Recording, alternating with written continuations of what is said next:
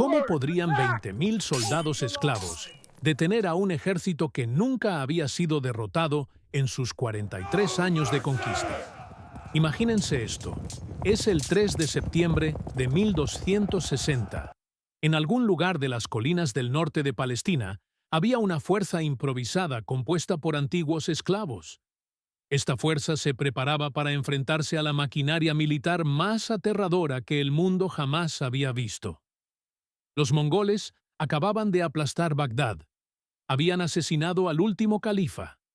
Ahora, con el impulso imparable que los había llevado desde Corea hasta las puertas de Viena, avanzaban sobre Egipto. Todo el mundo islámico pendía de un hilo. Una derrota más significaría la quema de El Cairo. Una victoria más para los mongoles significaría la caída del norte de África. Pero lo interesante es que no eran defensores comunes. Eran mamelucos. Eran esclavos guerreros que se habían abierto camino hasta el poder. Los mamelucos habían estudiado cada movimiento de sus enemigos. Sabían algo que los mongoles no esperaban. Tenían un plan que convertiría la mayor fortaleza de los invasores en su debilidad mortal. Lo que ocurrió ese día en un lugar llamado Ain Jalut cambiaría el curso de la historia mundial para siempre. Para comprender la desesperación de este momento, hay que comprender el terror puro que inspiraba el nombre mongol en 1260. No eran solo guerreros hábiles, eran los heraldos del fin del mundo. Bajo el gobierno de Genghis Khan y sus sucesores, los mongoles crearon el mayor imperio contiguo de la historia de la humanidad. Este imperio se extendía desde el Océano Pacífico hasta Europa del Este. Los mongoles habían perfeccionado un sistema militar tan eficiente y despiadadamente eficaz que los ejércitos medievales se derrumbaron ante ellos como castillos de arena ante un tsunami. Las cifras lo demuestran.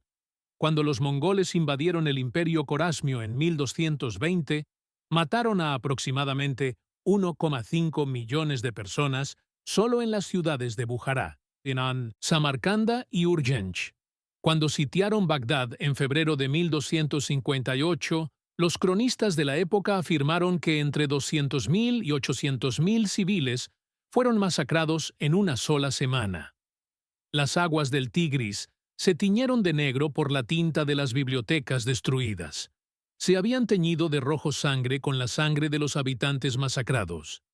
La gran casa de la sabiduría, depósito de siglos de saber islámico, quedó reducida a cenizas. El último califa abasí, Al-Mustasim, fue envuelto en una alfombra. Para satisfacer la superstición mongol de no derramar sangre real, fue pisoteado por caballos. El califa murió en gran agonía. El sistema militar mongol era una obra maestra de organización y brutalidad. Sus ejércitos se movían con una estructura decimal. Utilizaban unidades llamadas tumens, compuestas por 10, 100, 1000 y 10.000 guerreros. Cada soldado era un jinete entrenado desde la infancia. Podía disparar flechas con una precisión letal incluso a galope tendido. Podían recorrer entre 96 y 160 kilómetros en un solo día. Aparecían de la nada, atacaban antes de que los defensores pudieran reaccionar y desaparecían de nuevo. Sus arcos compuestos podían perforar blindajes a una distancia de 200 metros. Utilizaban máquinas de asedio avanzadas, incluyendo armas de pólvora chinas y catapultas capaces de lanzar proyectiles de cientos de kilos.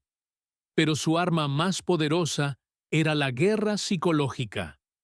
Antes de atacar una ciudad, los comandantes mongoles presentaban las condiciones de rendición. Si aceptabas, podías seguir viviendo como vasallo. Si te resistías, te convertían en un ejemplo tan terrible que las 10 ciudades siguientes se rendían sin luchar. Construyeron pirámides de cráneos. Condujeron a civiles frente a sus ejércitos como escudos humanos. Ejecutaron sistemáticamente a todos los que eran más altos que una rueda de carreta, asegurándose de que ninguna generación futura se alzara para vengarse. Para 1259, Habían conquistado el estado nizarí ismailita en Irán. Habían saqueado Alepo y Damasco en Siria. El general mongol Hulagu Khan comandaba una fuerza que, según estimaciones conservadoras, estaba compuesta por entre 100.000 y 150.000 guerreros. Esta fuerza estaba acompañada por auxiliares cristianos armenios y georgianos, que veían a los mongoles como liberadores del dominio musulmán. Egipto se interponía en el camino de esta avalancha de conquistas. Egipto estaba gobernado por un régimen que apenas había adquirido legitimidad. Los mamelucos eran antiguos soldados esclavos. En su mayoría eran turcos kipchak, capturados o comprados en la estepa euroasiática. Los mamelucos habían servido a la dinastía Ayubí antes de derrocar a sus amos en 1250. Su nombre en árabe significaba poseído o esclavo. Eran personas que habían sido consideradas propiedad. Desde la adolescencia habían sido entrenados como guerreros. Mediante una combinación de habilidad militar y crueldad política, se habían apoderado del poder. Cuando apareció la amenaza mongola en 1259, su líder era el sultán Saif al-Din Qutuz, cuya historia personal parece sacada de un oscuro cuento de hadas. Qutuz fue príncipe de la dinastía Khwarezm Shah, antes de que los mongoles destruyeran su patria alrededor de 1231. Fue capturado en Damasco, esclavizado y vendido. Fue comprado por comerciantes egipcios y finalmente entró al servicio del sultán Aybeg en el Cairo. Durante más de 20 años ascendió en la jerarquía mameluca. Fue lugarteniente del sultán. Mucho antes de gobernar oficialmente, era el poder tras el trono.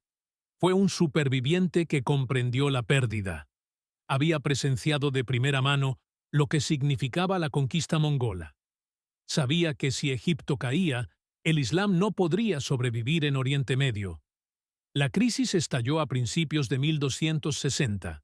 Hulagu Khan envió emisarios a El Cairo con el ultimátum mongol habitual. El mensaje era claro. Venía del rey de reyes de Miniens en Oriente y Occidente, el Gran Khan. Habían conquistado vastos territorios y asesinado a todo aquel que se les opusiera. ¿Acaso no sabían lo que le habían hecho al mundo? Afirmaron que la resistencia era inútil.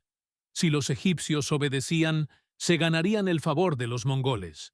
Si se resistían, serían aniquilados junto con su pueblo. Para cualquier gobernante, este era un momento de terrible decisión. O se sometían y se convertían en vasallos, protegiendo a su pueblo pero perdiendo toda independencia.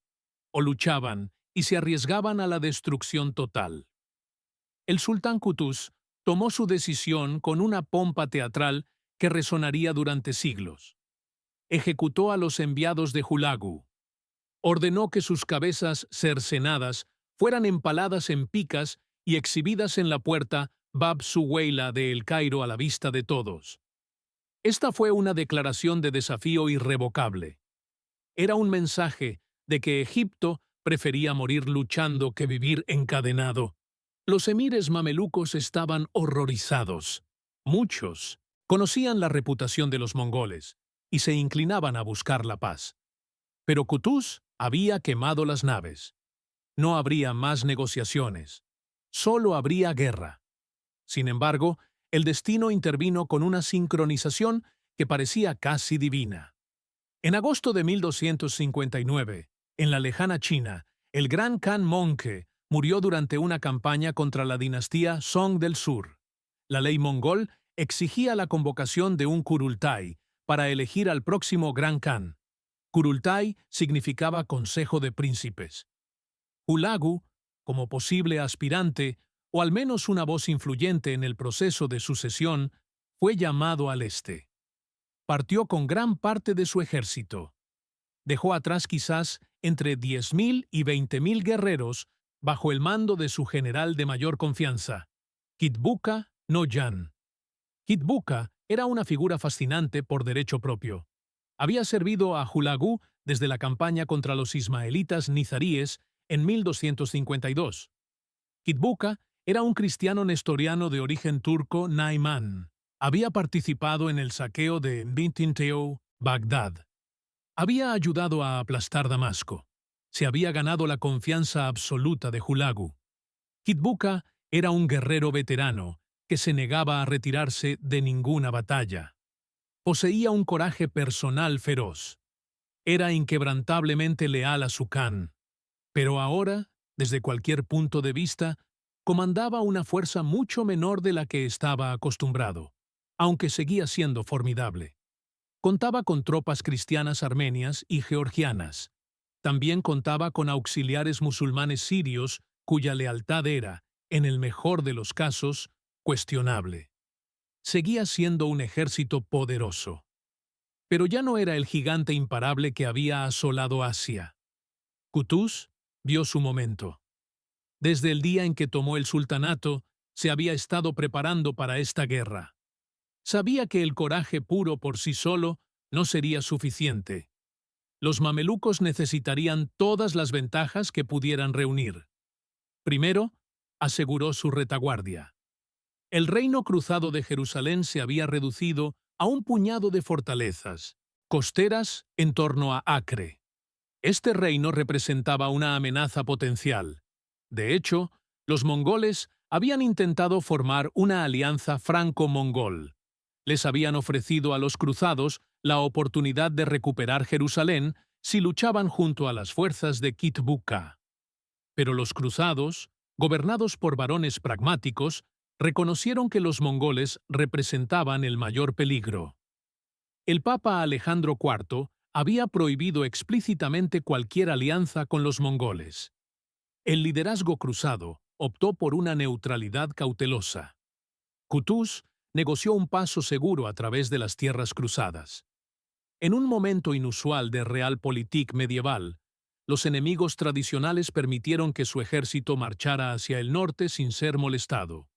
Incluso toleraron que acamparan cerca de Acre para reabastecerse. Esto fue una admisión tácita de que un levante controlado por los mongoles sería una amenaza para todos. Al mismo tiempo, los mamelucos recopilaban información de forma obsesiva. Los refugiados sirios que huían del avance mongol aportaban información detallada sobre la estructura de las fuerzas de Kitbuka. También informaban sobre sus movimientos y la situación de los suministros. Espías mamelucos se infiltraban en las ciudades sirias bajo ocupación mongola. Contaban a los soldados y observaban el estado de sus caballos. Anotaban dónde estaban estacionadas las fuerzas de guarnición.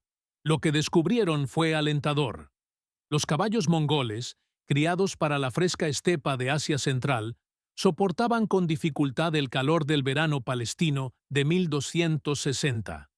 Un estudio reciente sugiere que una anomalía climática inusual, tras la erupción del volcán Samalas, unos años antes, había creado condiciones anormales. Esto significó que el verano de 1260 fue más caluroso y seco. Esto, a su vez, redujo la capacidad de la región para albergar grandes ejércitos de caballería. Los caballos mongoles necesitaban amplios pastos. En pleno verano, Palestina no podía proporcionárselos. Las fuerzas de Kitbuka se dispersaron para pastorear y realizar tareas de guarnición. Se dispersaron por Siria y Palestina. Los mamelucos, en cambio, contaban con caballos adaptados al desierto. Sus monturas estaban herradas para poder desplazarse por terrenos rocosos. Además, contaban con rutas de abastecimiento más cortas hacia el corazón agrícola de Egipto. Qutuz también tomó una decisión importante sobre el liderazgo militar.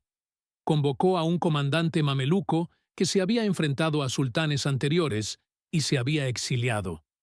Este comandante era Rukn al-Din Baibars. Baibars era un genio militar, un hombre cuya fama eventualmente eclipsaría incluso la de Qutuz. Nació alrededor de 1223 en tierras de Kipchak. En su juventud fue capturado durante las invasiones mongolas de Asia Central. Posteriormente, fue vendido como esclavo.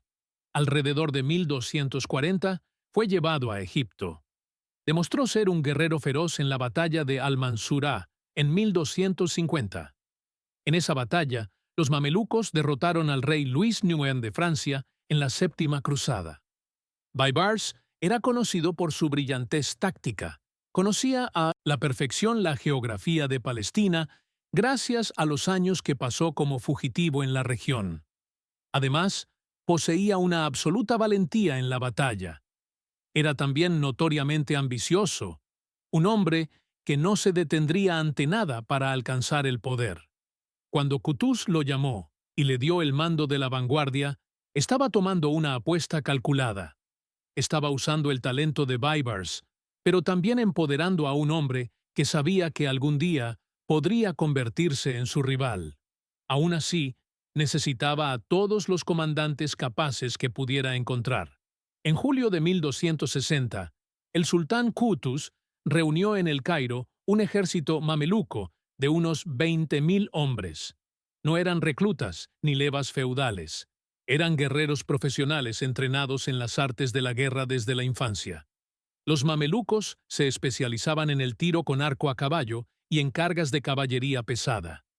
Vestían armaduras laminares, cotas de malla y cascos cónicos con aventales de malla. Llevaban arcos compuestos, espadas curvas llamadas kilish, martillos de guerra, mazas y lanzas. Algunas fuentes sugieren que también poseían cañones portátiles primitivos llamados midfa.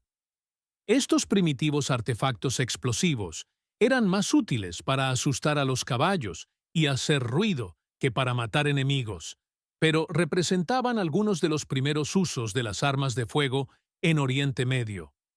El ejército marchó hacia el norte a finales de julio. Cruzaron el Sinaí y avanzaron hacia Palestina. En Gaza, Baibars lideró una pequeña fuerza y derrotó fácilmente a una pequeña guarnición mongol. Esta fue una victoria preliminar que levantó la moral. El ejército continuó entonces hacia el norte a lo largo de la costa. Al llegar a Acre, los cruzados cumplieron su promesa de neutralidad. Esto permitió a los mamelucos descansar, reabastecerse y recopilar sus últimos informes de inteligencia. Fue allí donde Qutuz se enteró de que Kitbuka había cruzado el río Jordán y se dirigía hacia un combate. Se eligió un lugar llamado Ain Jalut para la batalla. El nombre en árabe significa manantial de Goliat. Se encontraba en el valle de Jezreel, al sureste de Galilea, a unos 15 kilómetros al norte-noroeste de Beisán. El nombre era muy simbólico.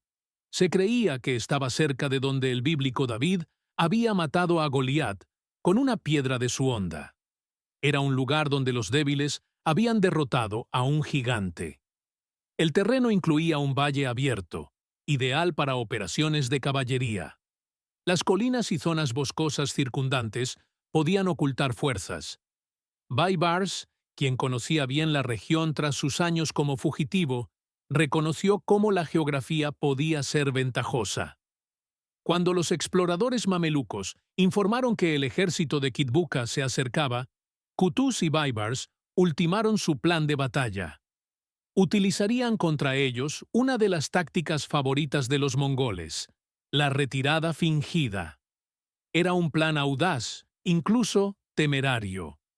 Una retirada fingida requería una disciplina férrea, una sincronización perfecta y nervios de acero. Si se hacía mal, una retirada fingida podía convertirse en una verdadera derrota. El ejército podía entrar en pánico y huir. Sin embargo, si se ejecutaba correctamente, podía atraer a un enemigo demasiado confiado a una zona de aniquilación. En la mañana del 3 de septiembre de 1260, los dos ejércitos tomaron posiciones. Las fuerzas de Kitbuka contaban con entre 10.000 y 20.000 guerreros. La mayoría de los historiadores modernos calculan que la caballería mongola era de unos 12.000 hombres.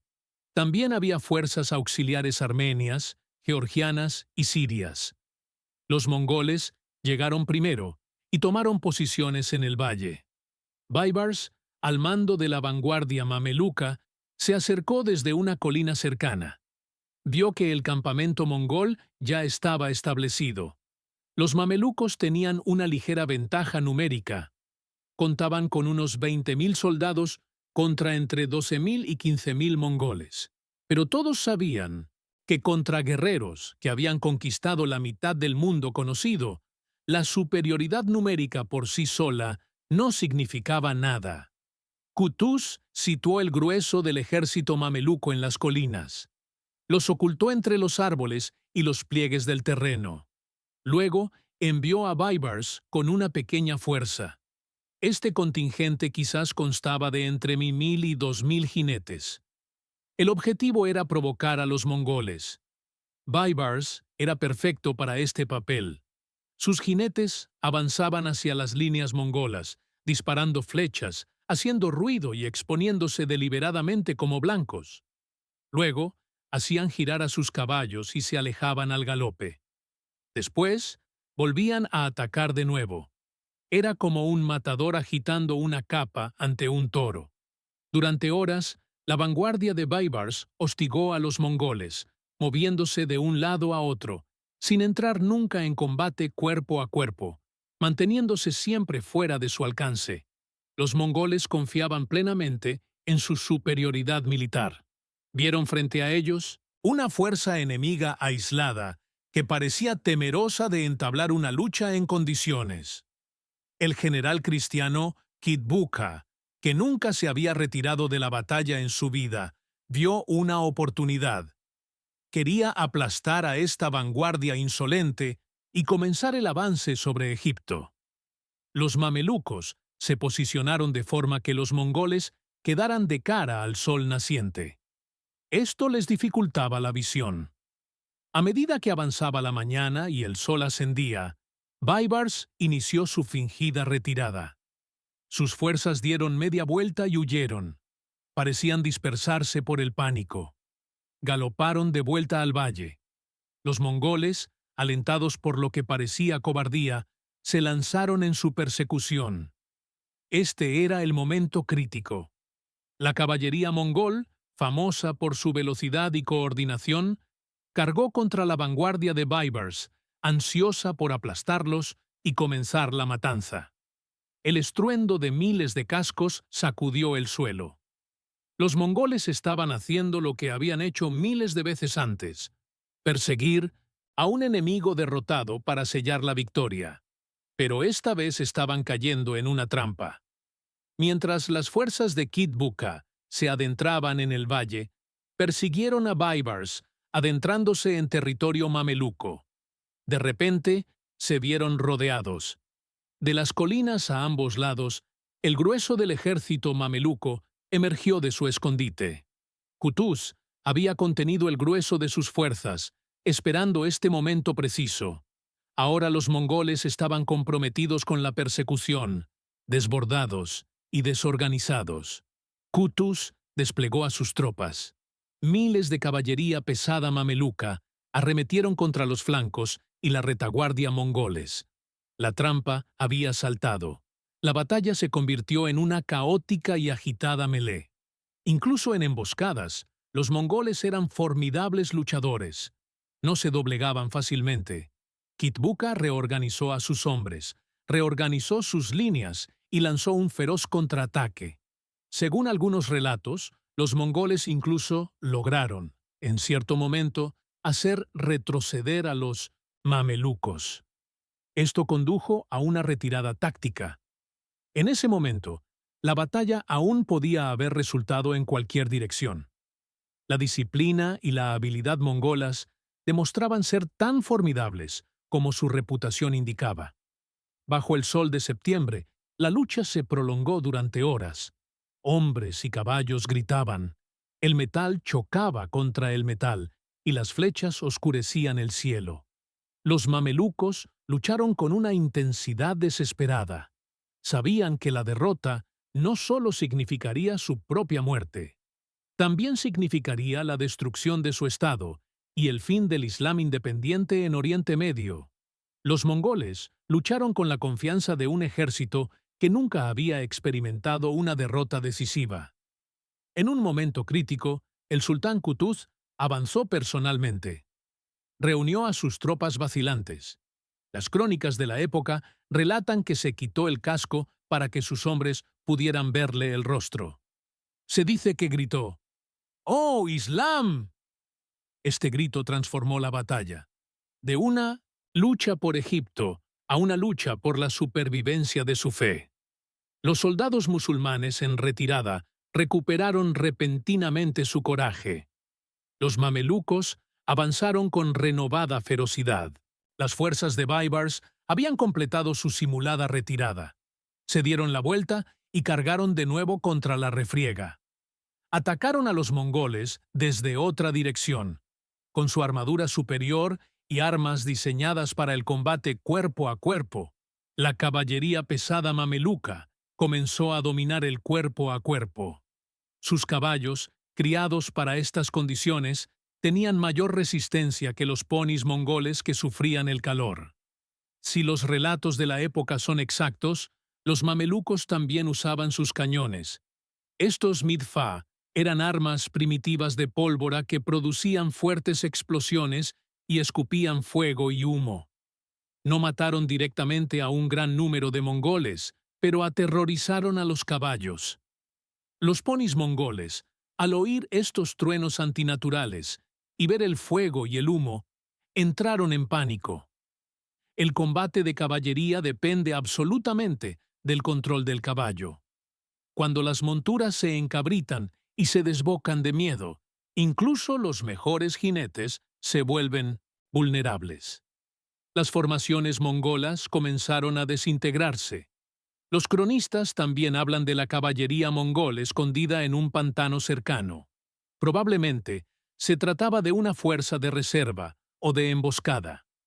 Qutuz ordenó que se incendiaran los juncos. Los guerreros ocultos fueron quemados vivos. Sus gritos aumentaron el caos y el terror. El efecto psicológico fue enorme. Los imparables mongoles no solo estaban siendo derrotados, sino masacrados. Finalmente, las líneas mongolas se derrumbaron. Este fue el momento que todo comandante mongol temía, el instante en que la disciplina se quebró y comenzó la retirada. Kitbuka murió en combate cuerpo a cuerpo, o, según algunos relatos, fue capturado vivo. Si lo capturaban, lo arrastraban ante el sultán Qutuz con las manos atadas. Los cronistas registran un dramático intercambio. Se dice que Qutuz dijo: «Miserable, has derramado mucha sangre injustamente. Acabaste con la vida de campeones y notables con falsas promesas. Destruiste antiguas dinastías con promesas incumplidas. Ahora, por fin, tú mismo has caído en la trampa». Kitbuka respondió desafiante hasta el final. «Si muero por tu culpa, lo consideraré obra de Dios, no tuya», dijo. «No te dejes engañar ni un instante por este suceso. Cuando la noticia de mi muerte llegue a Hula Gukan, el océano de su ira hervirá. Desde Azerbaiyán hasta las puertas de Egipto, toda la tierra temblará bajo las pezuñas de los mongoles». Posteriormente, fue decapitado en el campo de batalla por el veterano guerrero mameluco Jamal al-Din Akush al-Shamsi. Las historias mamelucas hablan de Kitbuka con respeto. Lo describen como un gran guerrero que se negó a retirarse incluso cuando sus fuerzas estaban siendo claramente superadas. Prefirió la muerte en batalla a la vergüenza de sobrevivir. El ejército mongol se desintegró. Quienes pudieron, huyeron. Espolearon a sus caballos desesperadamente hacia el este, hacia Beisan, a 13 kilómetros de Mindonset distancia. Los mamelucos los persiguieron sin piedad. Aniquilaron a los rezagados. Atraparon a aquellos cuyos caballos estaban exhaustos. Cuando los restos de las fuerzas de Kitbuka llegaron a Beisan, intentaron resistir. Querían reagruparse y luchar de nuevo, pero estaban exhaustos, superados en número y agotados. Los mamelucos atacaron una vez más y destrozaron la última resistencia organizada. Las bajas fueron enormemente desproporcionadas. El historiador mameluco Ibn Abd al-Zahir afirmó que las pérdidas mongolas oscilaron entre 10.000 y la totalidad de la fuerza, pero dado el caos de la guerra medieval y la tendencia a la exageración, es imposible conocer la cifra exacta. Lo que sí está claro es que el ejército de Kitbuka fue destruido como fuerza de combate. Casi todos los guerreros al oeste del Éufrates murieron o fueron capturados. Las pérdidas mamelucas fueron mucho menores, quizás solo unos pocos cientos. Sin embargo, las cifras exactas se han perdido en la historia. El campo de batalla de Ain Jalut fue un escenario de matanza. Miles de hombres y caballos murieron. La sangre empapó el suelo de Palestina. Armas y armaduras estaban esparcidas por el valle. Las secuelas de la batalla fueron rápidas y dramáticas. Confiado en su victoria, Qutuz no descansó. Marchó hacia el norte, adentrándose en Siria. Las guarniciones mongolas restantes fueron evacuadas o destruidas. A los pocos días de Ain Jalut, Damasco dio la bienvenida a los mamelucos como liberadores. Qutuz envió a Baibars a Homs para eliminar a los rezagados mongoles. Ciudades como Alepo, Hama y Homs fueron desalojadas de las fuerzas mongoles en cuestión de semanas. Desde la frontera egipcia hasta el río Éufrates, el levante quedó libre del control mongol. Qutuz nombró gobernadores. Trajo un nuevo califa abasí a El Cairo para reemplazar al asesinado en Bagdad. Restableció la autoridad islámica en toda Siria. Los mamelucos extendieron su dominio sobre territorios que anteriormente estaban bajo dominio mongol. Fueron reconocidos como gobernantes legítimos por los príncipes ayubíes supervivientes y otras potencias regionales.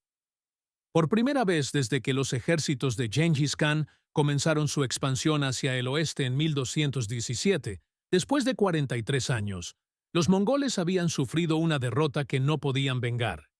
Pero Qutuz no disfrutó mucho de su victoria. De regreso a El Cairo, fue asesinado durante una cacería cerca de Salihiyya. Esto ocurrió menos de 2 meses después de su mayor triunfo, el 24 de octubre de 1260. Entre los asesinos se encontraban otros emires mamelucos como Badr al-Din Baktut, el emir Sunkur al-Ashkar y Bahadur al-Muizzi. Tanto historiadores musulmanes medievales como al-Makrisi, como eruditos occidentales modernos, coinciden en un punto. Creen que Baibars participó en el complot de asesinato y fue directamente responsable. Los motivos del asesinato reflejan el brutal realismo típico de los mamelucos. Algunas fuentes sugieren que Baibars buscaba venganza por el asesinato de su amigo Faris al-Din Aktay durante el reinado del sultán Aybeg. Otras afirman que Qutuz le había prometido a Baibars la gobernación de Alepo como recompensa por su crucial papel en Ain Jalut, pero luego incumplió su palabra y se la entregó a otro emir. Baibars, quien jamás se dejaría engañar, organizó el asesinato de Qutuz. Según el relato tradicional, Baibars se acercó a Qutuz durante la cacería y le pidió una esclava capturada. Cuando Qutuz le concedió el favor, Baibars le besó la mano en agradecimiento. Esta era la señal acordada. Los asesinos atacaron de inmediato y le cortaron la cabeza a Qutuz. Baibars tomó la ciudadela de El Cairo y adoptó el título de al-Malik al-Zahir, el rey victorioso. Baibars gobernó Egipto durante 17 años, 2 meses y 12 días. Con ello, se convirtió en el verdadero fundador de la dinastía mameluca Bahri. Las consecuencias de Ain Jalut se extendieron por décadas y en continentes. Cuando Hulagu Khan recibió la noticia del desastre, se enfureció. Ejecutó al príncipe Ayubí al-Nasir Yusuf por no haber detenido a los mamelucos. Hulagu amenazó con represalias masivas. Comenzó a reunir ejércitos para reconquistar Siria y castigar a Egipto. Pero Hulagu se enfrentó a un problema que le impidió vengar la muerte de Kitbuka. Berke Khan, de la Horda de Oro, se había convertido al Islam. Consideraba el saqueo de Bagdad por parte de Hulagu un crimen imperdonable. Berke también creía que Hulagu se había apoderado de tierras en el Cáucaso meridional que pertenecían a la Horda de Oro. Berke llegó a un acuerdo con los mamelucos.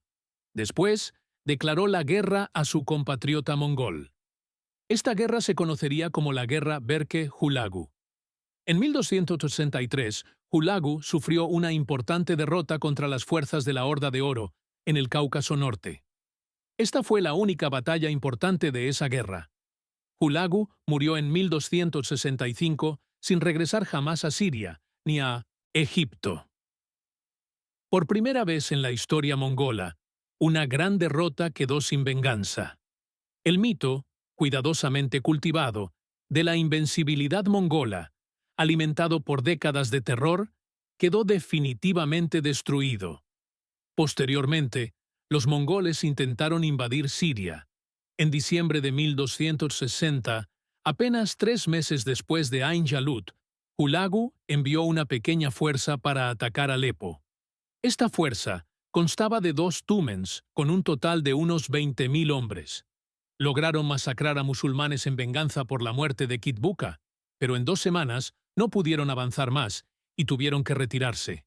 En 1281, las fuerzas mongolas reocuparon brevemente partes del territorio sirio, pero no lograron mantenerlo. Entre 1299 y 1300, los mongoles capturaron Damasco y partes de Galilea durante unos meses.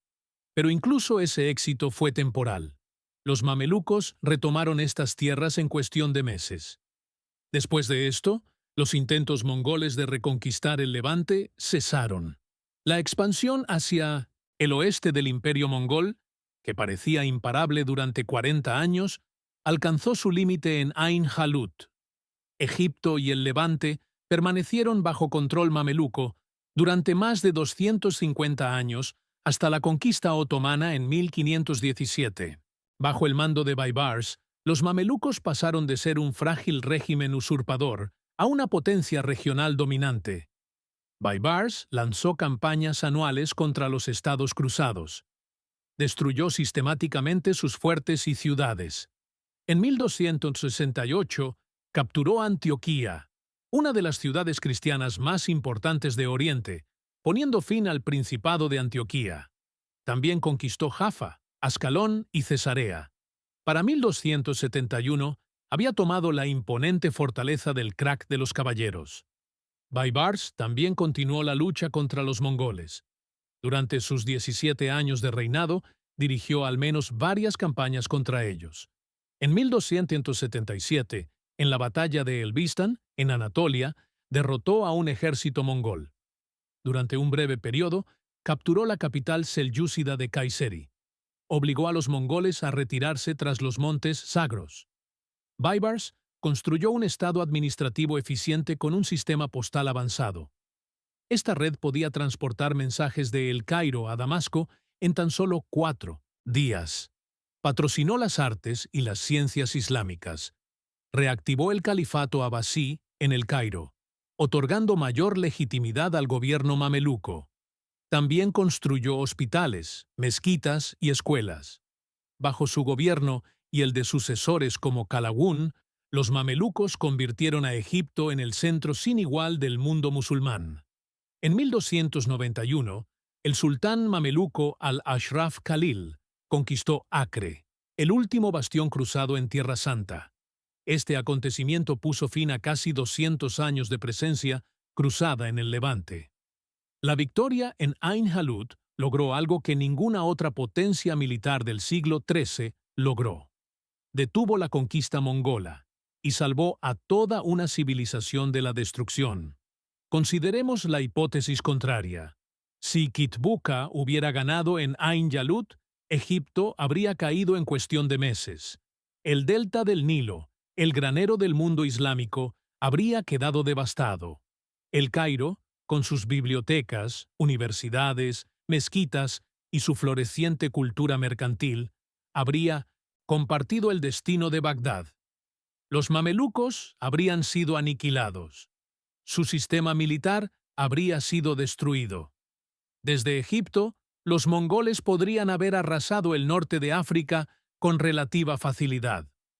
Los reinos del Magreb, ya debilitados por los conflictos internos, se habrían derrumbado. El ejército mongol podría haber llegado al estrecho de Gibraltar. Mientras tanto, recuerden que para 1260, las fuerzas mongolas ya habían llegado a Polonia y Hungría, en Europa del Este. Si hubieran controlado tanto los accesos orientales como occidentales a Europa, habrían dominado el continente con una enorme tenaza. El renacimiento europeo que floreció en los siglos XIV y XV dependió de la preservación del conocimiento clásico. Este conocimiento se había preservado y expandido en el mundo islámico.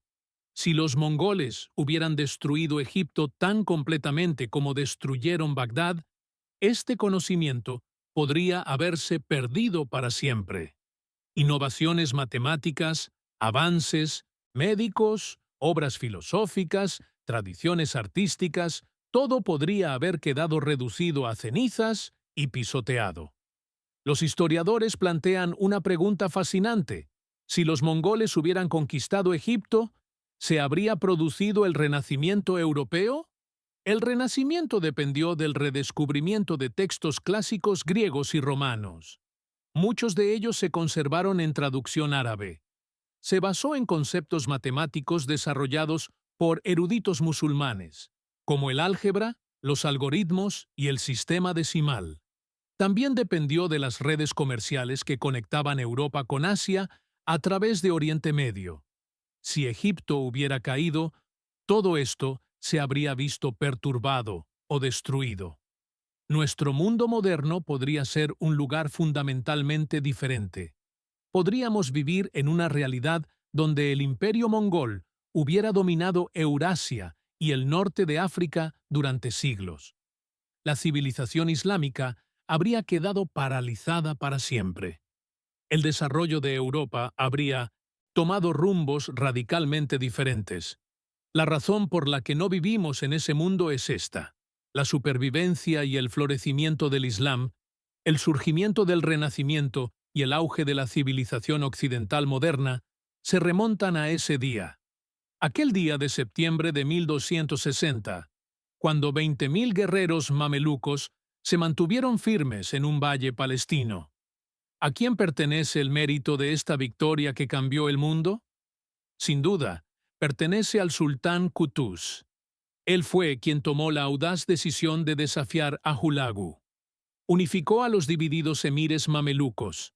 En momentos cruciales, cuando la batalla pendía de un hilo, estuvo en primera línea inspirando a sus hombres. Sin duda, también le pertenece a Baibars. Su ingenio táctico ideó la retirada fingida. Su profundo conocimiento del terreno hizo posible la emboscada. Su liderazgo de la vanguardia fue vital para el éxito del plan. Pero el mérito también corresponde a los 20.000 guerreros mamelucos que lucharon ese día. La andicha mayoría de sus nombres se han perdido en la historia. Eran personas que habían sido esclavizadas, tratadas como propiedad. Gracias a su mérito y habilidad marcial, se habían abierto camino hasta convertirse en la élite de la fuerza combatiente de su época. Se enfrentaron a un enemigo invencible. Este enemigo había conquistado más territorio en 40 años que Roma en 400, y aún así lo enfrentaron con determinación. Cuando la caballería mongol cargó, no se desplomaron. Cuando la batalla se volvió contra ellos, se reagruparon.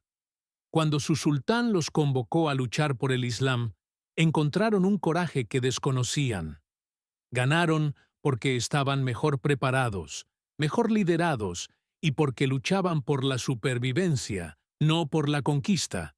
Ganaron porque habían estudiado a sus enemigos y habían empleado tácticas mongolas contra los propios mongoles. Ganaron porque, a veces, en el gran devenir de la historia, los débiles aprovechan el momento y los gigantes caen. La batalla de Middelburg. Ain Jalut se erige como uno de los grandes puntos de inflexión de la historia. Fue el momento en que lo aparentemente imposible se hizo realidad. Demostró que el coraje, la preparación y la brillantez táctica pueden superar incluso las adversidades más abrumadoras. Salvó a la civilización islámica en su hora más oscura. Preservó el legado cultural e intelectual que contribuiría al renacimiento europeo. Demostró que los soldados esclavos, considerados por muchos como simples propiedades, podían convertirse en salvadores de naciones y fundadores de imperios, y demostró que los acontecimientos históricos no están predeterminados. Una sola batalla librada en un solo día puede alterar el curso de la civilización humana durante siglos. Hoy recordamos a Ain Jalut porque nos recuerda que nada es realmente invencible. Demuestra que los defensores decididos pueden triunfar sobre los invasores más aterradores. Nos dice que, a veces, el destino del mundo entero depende de la resistencia de unos pocos miles de guerreros que todos esperan que huyan. Me gustaría saber su opinión en los comentarios. ¿Qué batalla deberíamos cubrir a continuación?